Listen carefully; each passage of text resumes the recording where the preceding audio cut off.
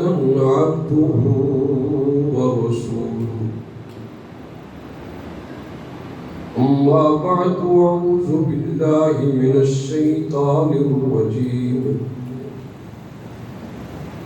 بسم الله الرحمن الرحيم وقضى ربك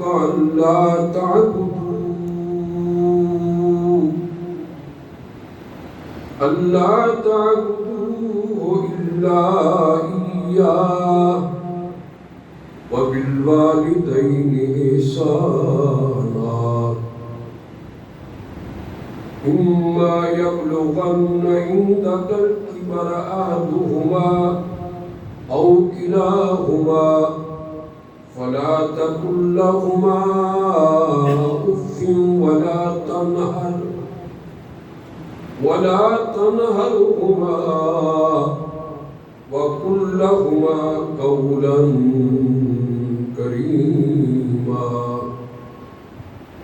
واخفض لهما جناح الذل من الرحمة وقل رب ارحمهما كما ربياني صغيرا ربكم أعلم بما في نفوسكم إن تكونوا صادقين فإنه كان للأوابين غفورا صدق الله مولانا العظيم وصدق رسوله النبي الكريم ونحن على ذلك لمن الشاهدين والشاكرين والحمد لله رب العالمين قال رب اشرح لي صدري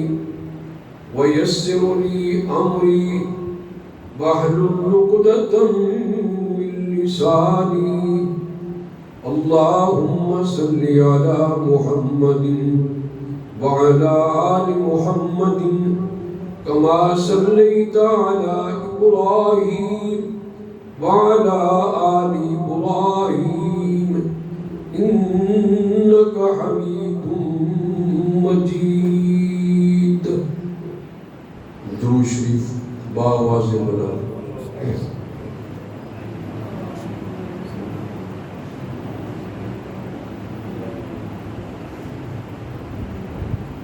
آج میرے ایک دوست مجھ پر یہ سوال کر رہے تھے کہ آپ کا عنوان کیا ہے.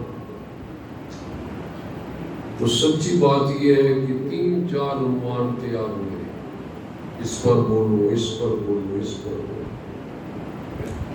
لیکن اخلاقیات تباہ و برباد ہو گئے ہیں. اولاد کو پتہ ہی نہیں ہے کہ والد کے حقوق کیا ہیں. بیٹی کو نہیں پتا کہ میری ماں کے حقوق کیا ہیں. آدمیوں کو نہیں پتا کہ ایک آدمی سے ملنے کے حقوق کیا ہیں. آج حقوق اور والدین کی عظمت پر میں دلائل پیش کروں گا کہ ماں کو اللہ نے جو عزت دی ہے وہ کتنی بڑی عزت ہے. اس سلسلے میں میں نے قرآن مجید کی آیات کا سہارا لیا ہے.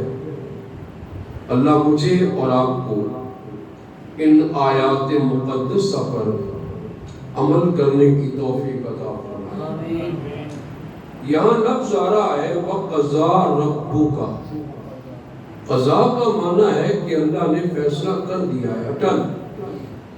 اور فیصلہ یہ کیا ہے اللہ نے کہ اللہ تعبدوا الا اياه، اللہ کے سوا کسی کی عبادت نہ کرو، کیونکہ جن کی تم عبادت کرتے ہو لا یملکون من قطمیر، جو گٹھلی کے اوپر چھلکا ہوتا ہے وہ اس کے بھی مالک نہیں ہے. خواہ نبی ہیں، خواہ ولی ہیں، خواہ پیر ہیں، خواہ کتب ہیں، خواہ ابدال ہیں، جن کو تم پوجتے ہو ایک چھلکے کے مالک بھی نہیں ہے عزت اور ذلت تو بڑی دور کی بات ہے. قطمیر کہتے ہیں گٹھلی کے اوپر جو باریک سا چھلکا ہوا کرتا ہے، کسی کو نفع پہنچانا، نقصان پہنچانا، عزت دینا، ذلت دینا، یہ تو بڑی دور کی بات ہے. گٹھلی کے بھی مالک نہیں ہے، جن کے آگے جا کر جھکتے ہو، پاؤں چومتے ہو، طواف کرتے ہو، بوس و کنار کرتے ہو ان کی قبر کی جا کر، اور قبر والے سے کہتے ہو میری مشکلیں حل فرما، میرے دکھ دور فرما. ما یملکون من قطمیر، وہ گٹھلی کے بھی برابر نہیں ہے، گٹھلی کے چھلکے کی بھی مالک نہیں ہے. جو چھلکے کا مالک نہیں وہ تجھے بیٹا دے سکتا ہے. قرآن نے دوسرے مقام پہ فرمایا یَهْبُ لِمَن یَشَاءُ إِنَاثًا وَیَهْبُ لِمَن یَشَاءُ ذُکُورًا. بیٹے دوں میری مرضی ہے اور بیٹیاں دوں میری مرضی ہے. آپ کون ہوتے ہیں میرے معاملے میں دخل دینے والے؟ جب تم کو میں نے پیدا کیا ہے، تمہاری آنکھ نہیں تھی میں نے آنکھ دی، ناک نہیں تھا ناک دیا، پاؤں نہیں تھے پاؤں دیے. آپ چلنے کے قابل ہو گئے تو میرا مقابلہ شروع ہو گیا اور میرے مقابلے میں کھڑے ہو گئے کہ میں بھی کوئی حیثیت رکھتا ہوں، میرا بھی کوئی مقام ہے. میں تجھے شرم نہیں آتی؟ اللہ کی توحید میں اگر کوئی گڑبڑ کرتا ہے تو اس نے قرآن سمجھا ہی نہیں. سارے قرآن کا خلاصہ اور سارے قرآن مجید کی آخری بات یہ ہے کہ عبادت کے لائق صرف اللہ کی ذات ہے. اتنی بڑی بات کرنے کے بعد اللہ نے جو اگلی بات کی ہے وہ بڑی عجیب ہے کہ میری عبادت کے بعد، میری عبادت کے بعد، میرے سجدوں کے بعد اور مجھے خدا مان لینے کے بعد، میری پکار کے بعد ایک بات سن لو، اللہ تعبدوا الا ایہ. یہ میرا فیصلہ ہے کہ میری عبادت کے بعد کوئی عبادت کے لائق نہیں ہے، خواہ محمد رسول اللہ صلی اللہ علیہ وسلم. صحابہ نے عرض کی جی چاہتا ہے آپ کو سیدھا کرے. آپ کے حسن کو دیکھ کر، آپ کے کمالات کو دیکھ کر، آپ کی عظمت کو دیکھ کر، آپ کی یہ اللہ تعالیٰ نے جو عظمت دی ہے اس عظمت کو دیکھ کر جی چاہتا ہے آپ کو سیدھا کرے. آپ نے فرمایا سیدھا اللہ کے بغیر ناجائز ہے. صرف ایک ہی سجدے کے لائق ہے، وہ کون ہے؟ خالق، جو نیند جیسا تحفہ دیتا ہے. کیا پیار ہے! بڑے مجمع میں اللہ تعالیٰ نیند بھی دے دیتا. نیند بھی اللہ کا احسان ہے. جن کو رات کو نیند نہیں آتی بلیو کرے وہ ساری رات شور مچاتے رہتے ہیں، ہائے نیند آئے، ہائے نیند آئے. اور جن کو اللہ تعالیٰ نیند دینا چاہے مجمع میں بھی سو رہا ہوتا ہے. سبحان اللہ، بہت بڑا اللہ کا کرم ہے. یہ تو کیوں کھینچتا ہے اس کو؟ تجھے نیند نہیں آتی. یہاں قرآن نے بڑی عجیب بات کی ہے، قضا ربک اللہ تعبدوا. فیصلہ ہو گیا تیرے رب کا، اٹل بات ہے اور اس میں شک کہ اللہ کے سوا کوئی عبادت کے لائق نہیں ہے. اسی کی بات کرو. آج اگر اسی مضمون کو میں لے لوں تو یہ جمعہ کیا کئی جمعے ختم ہو جائیں گے. مضمون ختم، توحید کا مضمون. 360 خدا تھے مکے میں، ان کے سامنے پیغمبر نے کہا کہ یہ ایک گٹھلی کے چھلکے کے برابر بھی نہیں ہے. یہ جائے کہ تمہیں عزت دے، تمہیں بیٹے دے، یہ بڑی بات ہے. شاہ شمس تبریز دیکھ لو، سلطان باہو کا دربار دیکھ لو، سجدے گاہ بنے ہوئے ہیں. عورتیں جاتی ہیں اور مانگ رہی ہیں مجھے یہ دے، مجھے وہ دے. قیامت کے دن اللہ اٹھائے گا بزرگوں کو. تم کہتے تھے میری بات کرو، کبھی طاری ہو جائے گی ان پر، کہیں گے اللہ ہمیں تو علم ہی نہیں ہے یہ کیا مانگتے رہے کیا نہیں مانگتے، علم نہیں۔ عیسیٰ علیہ السلام کے بارے میں قرآن یہ کہہ رہا ہے قیامت کے دن عیسیٰ علیہ السلام کو اللہ کھڑا کر دے گا، انت قلت للناس اتخذونی وأمی الہین من دون اللہ۔ آپ سنا ہے ایسے جلسے کوئی کیے تقریریں یہ کہہ رہے ہیں کہ آپ کہتے رہے کہ میری اور میری ماں کی بات کرو، کب کبھی طاری ہو جائے گی، لرز جائیں گے، کہیں گے اللہ جو میں نے کہا ہے تو جانتا ہے اور تیری باتیں کوئی سبحان ہے، تو ہی ہے۔ آج ہم نے سب سے بڑی بیماری جو ہم میں پھیلی ہے وہ شرک کی ہے۔ میں سمجھتا ہوں حاجی صاحب دین اسلام کا نام ہے، بریلوی اور دیوبندی کا نام نہیں ہے، کسی اہل حدیث کا نام دین نہیں ہے۔ ان الدین عند اللہ، پیغمبر نے جب یہ فرمایا تھا نہ دیوبندی تھے نہ بریلوی تھے نہ اہل حدیث تھے، صرف اللہ کا دین تھا۔ اللہ کے دین میں غیر اللہ کے لیے کوئی گنجائش نہیں ہے۔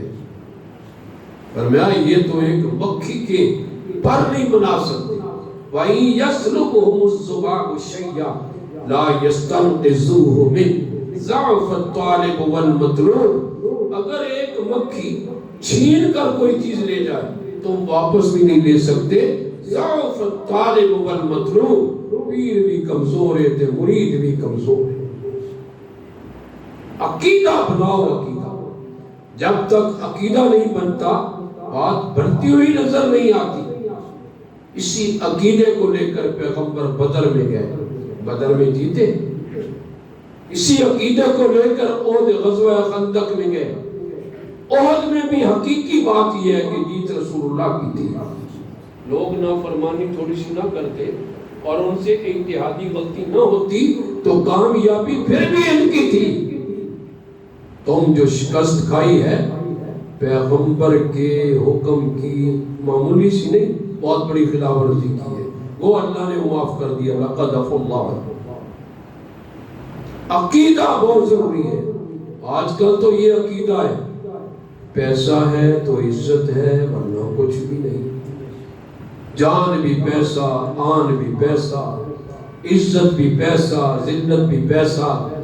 قائد اعظم کے ساتھ ہمارے لوگوں نے وہ حشر کیا کہ جو نقطہ نگاہ اور جو نظریہ قائد اعظم نے دیا تھا اس پہ ہتھوڑے رکھ کر مارے، کہا کہ اس نظریے کو ختم کرو، لیکن ان کی بھول تھی کہ اسمبلی میرے پیغمبر کی نبوت کا جھنڈا بلند کر دے گی۔ ان کی بھول تھی کہ قومی اور صوبائی اسمبلی میں میرے پیغمبر کے نعرے لگیں گے، یہ ان کی بھول تھی۔ اللہ اپنے پیغمبر کا محافظ ہے، مل کر کہو اونچی آواز سے، اللہ اپنے پیغمبر کی نبوت کا، اس پیغمبر نے جو دین پیش کیا ہے اس میں باپ کا کیا مقام ہے، ماں کا کیا مقام ہے، رشتہ داروں کا کیا مقام ہے، ایک مسلمان کے مسلمان پر کیا حقوق ہے، ادھر ہم توجہ نہیں دیتے۔ آج کی نوجوان نسل کو پتہ ہی نہیں ہے کہ باپ اور ماں کا رسول اللہ نے کیا مقام دیا ہے۔ آج جو میری آپ تقریر سنیں گے تو آپ مجھے دعا تو بکری دیں گے نہ دیں گے، لیکن اتنی بات ہے کہ میرے دلائل جو ہیں اس پر غور کریں گے آپ کہ باپ کون ہے، بیٹا کون ہے۔ اس میں انبیاء علیہ السلام کی تاریخ بھی ہے، اولیاء اعظم کی تاریخ بھی ہے، ایک سے ایک واقعہ بڑا عجیب ہے۔ یہ میرے پاس قرآن مجید ہے اور قرآن مجید کی آیت نمبر میرے پاس جو ہے یہ 200 اور بہت بڑی قرآن لکھا ہے صلی اللہ کے بندے نے، 15 ہے غالباً 14-15۔ قرآن اس میں مرتبے بیان کر رہا ہے کہ سب سے زیادہ حقدار کون ہے۔ آپ پیسہ دینا چاہتے ہیں، غریب کی خدمت کرنا چاہتے ہیں تو قرآن نے آپ کو ایک نظریہ دیا ہے، اور یہ نظریہ کیا ہے؟ ترجمہ بھی سنتے ہو کہ آج حقائق وال بھی آ جاؤ. قرآن نے یہ نظریہ دیا ہے قل ما انفقتم، جو تم خرچ کرو، جو تم خرچ کرو، من خیر، مال میں سے. پہلا حق والدین کا ہے. پہلا حق کس کا؟ والد بیمار ہے، والدہ بیمار ہے، ساتھ پڑوسی بھی بیمار ہے، ساتھ مسافر بھی بیمار ہے.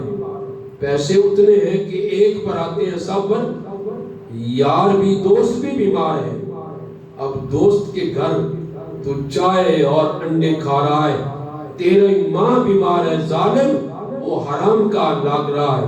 سب سے پہلے حق ماں کا ہے، کس کو دے؟ یہ قرآن کہتا ہے. کس کا حق ہے؟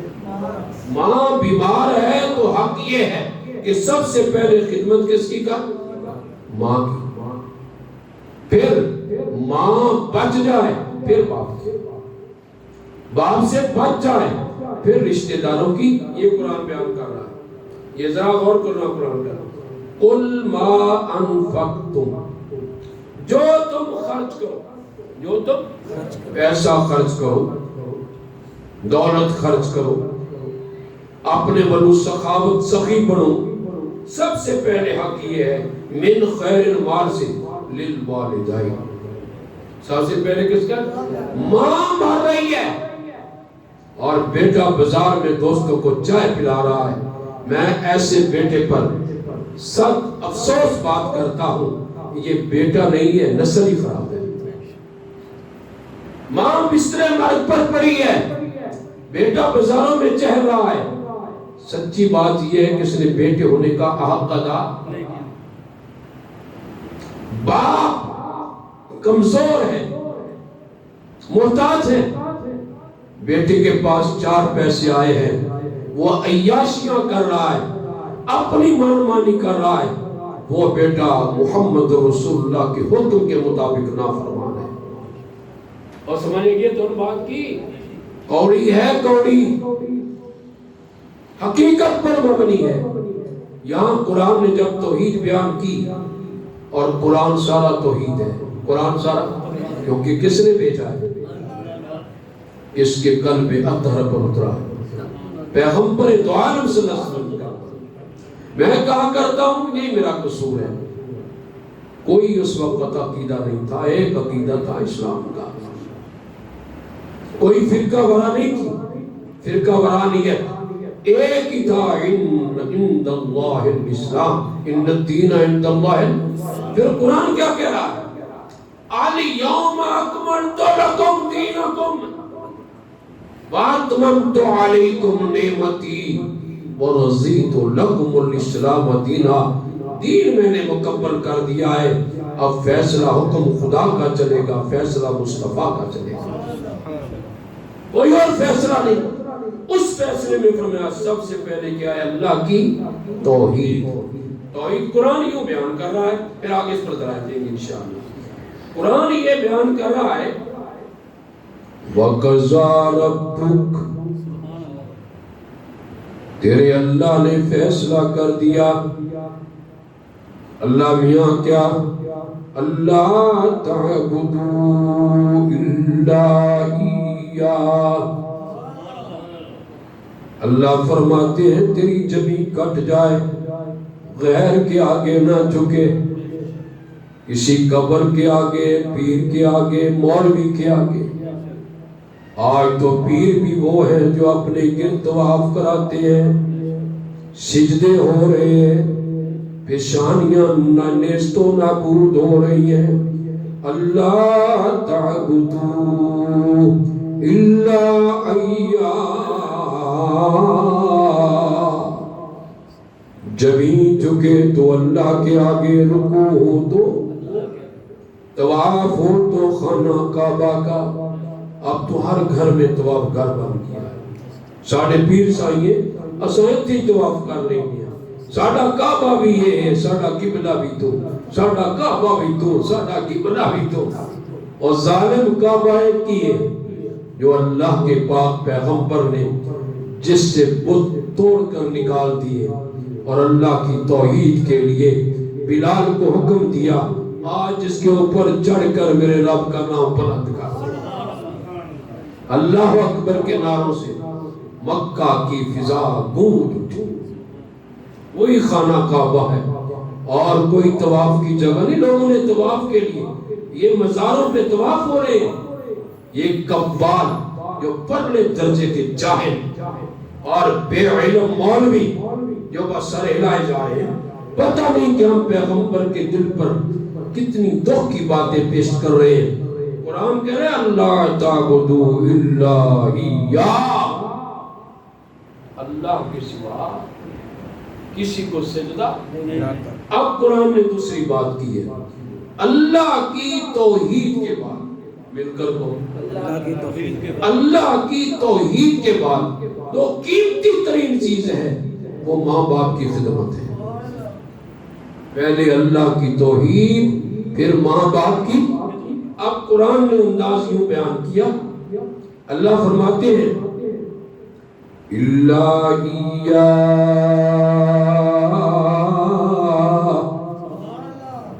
اللہ کی عبادت کرو۔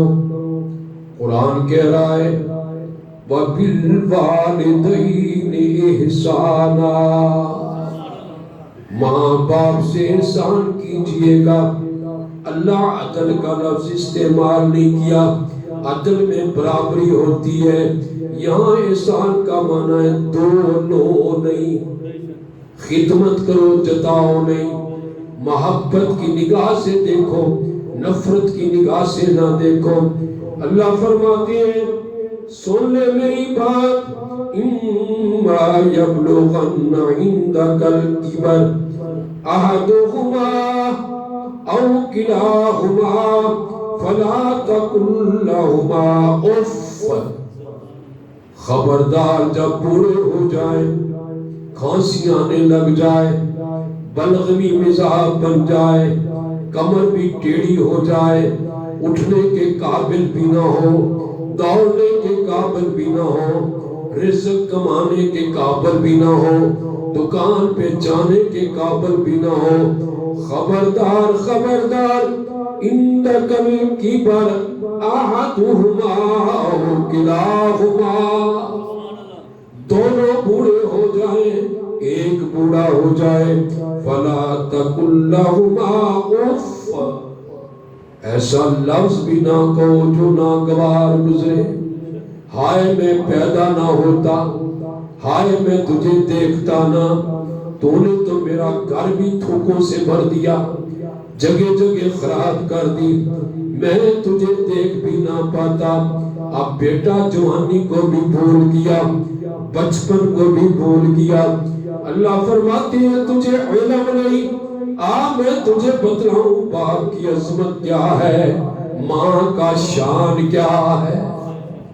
ماں کا شان دیکھنے کے لیے اللہ فرماتے ہیں آئیے ذرا ماں کا شان تجھے بتلا دوں۔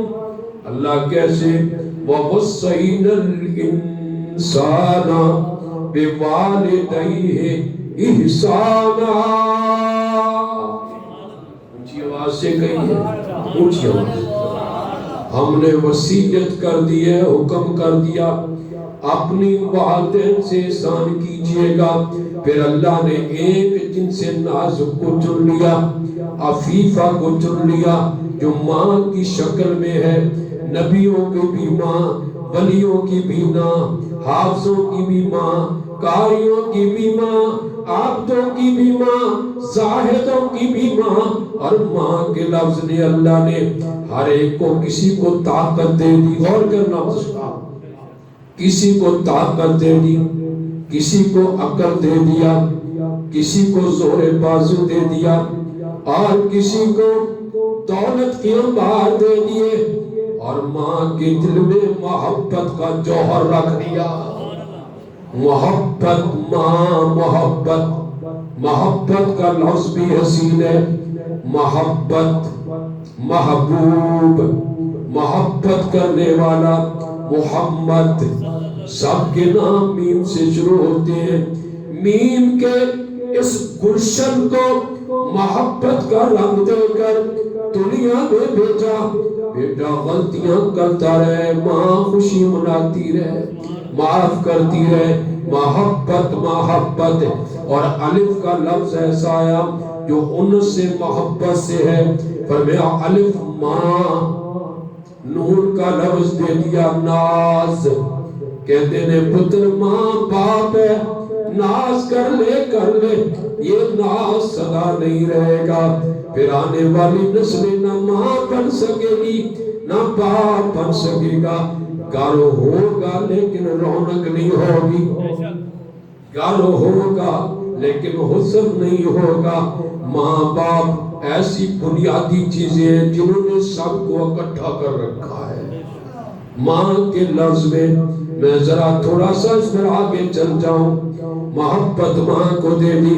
ایک جملہ دستار ذہن میں آ گیا، میرے رسول اللہ نے فرمایا صلی اللہ علیہ وسلم، کہہ دو اونچی آواز سے، میرے آقا نے ارشاد فرمایا، در یتیم نے ارشاد فرمایا، رحمت للعالمین نے ارشاد فرمایا، جنت ماں کی آنکھوں کے نیچے ہے۔ نہیں، ماں پاؤں کے نیچے ہے، جنت نہیں۔ آنکھیں اپنی جگہ، ہاتھ اپنی جگہ، پاؤں اس لیے کہا کہ ماں کی عظمت کو اللہ بلند کر دے۔ اور میں نے جنت کو ماں کے قدموں میں رکھ دیا، تم سجدہ کرتے رہو میرا میں، مصلی پہ روتے رہو، اللہ اللہ کرتے رہو۔ اگر جنت لینی ہے تو ماں کے قدموں میں آ جاؤ۔ ماں کے قدموں میں اللہ نے جنت کو رکھ دیا۔ غور کرنا ذرا انہی جملوں پر، قرآن کہہ رہا ہے کیوں؟ ایک آدمی حاضر ہوا، مجلس میں کھڑا ہو گیا، کہ لگا اللہ کے پیغمبر مجھے فرمائیے گا سب سے حقدار کون ہے، میں اس نے سلوک کس سے کروں، میں اپنی محبت کی تمام تر خیالات مرکوز کر کے کس کے حوالے کروں؟ میرے آقا نے ارشاد فرمایا تیری ماں۔ کیا فرمایا؟ دوسری بار فرمایا ثم، پھر بھی تیری ماں۔ تیسری بار پھر بھی فرمایا تیری ماں۔ چوتھی بار فرمایا ابو کا تیرا باپ۔ پھر رشتے داری میں جو آتے گئے ان کا نام لیتے گئے۔ آج میں بڑے افسوس سے یہ بات کر رہا ہوں، ماں باپ بھوکے مر رہے، بیٹا جیب میں پیسے لے کر بازار میں چکر کاٹ رہا ہے، دوستوں کو کھلا رہا ہے۔ شام کو آیا، ماں کی ممتا نے پیار کرتے ہوئے کہا بیٹا تو نظر ہی نہیں آیا، میری آنکھوں کا سکون کہاں گئے تھے؟ بیٹا کہنے لگا اماں شور نہ پا، میرے یار آئے سن انہاں نال پھردا رہا، پر میں بہت بڑا خبیث لڑکا ہے، بہت بڑا بدتینت لڑکا ہے، بہت بڑا بد فطرت لڑکا ہے۔ اللہ کا قرآن کہتا ہے سب سے پہلے حق ماں کا۔ یہ ایک بار نہیں کئی بار۔ ایک دن میرے آقا منبر پہ تشریف لائے، اور جب منبر پہ تشریف رکھنے لگے اے اللہم آمین، صحابہ نے عرض کی اللہ کے پیغمبر بات سمجھ میں نہیں آئی، منبر پہلے بھی تھا، آپ بھی پہلے تھے، آمین کے الفاظ ہم نے نہیں سنے۔ میرے آقا نے ارشاد فرمایا جب میں منبر کی پہلی سیڑھی پر آیا، فرمایا اے محمد پاک میں جبریل بول رہا ہوں، جب آپ کا نام آئے اور درود شریف نہ پڑھے ہلاک ہو جائے اس وقت آمین کہنا۔ میرے آقا نے آمین کہا، فرمایا ماں باپ بوڑھے ہوں اور خدمت نہ کرے وہ آدمی جہنم میں جائے گا جس نے جنت نہیں لی۔ آپ نے فرمایا آمین۔ نبی آمین کہہ دے، جبریل تائید کر دے، کیڑی جگہ ہے کتے جائے گا؟ جائے گا کتے؟ کوئی رستہ نظر آؤں ہے ماں تو بغیر؟ ماں میں اللہ نے رتبے دے دیے۔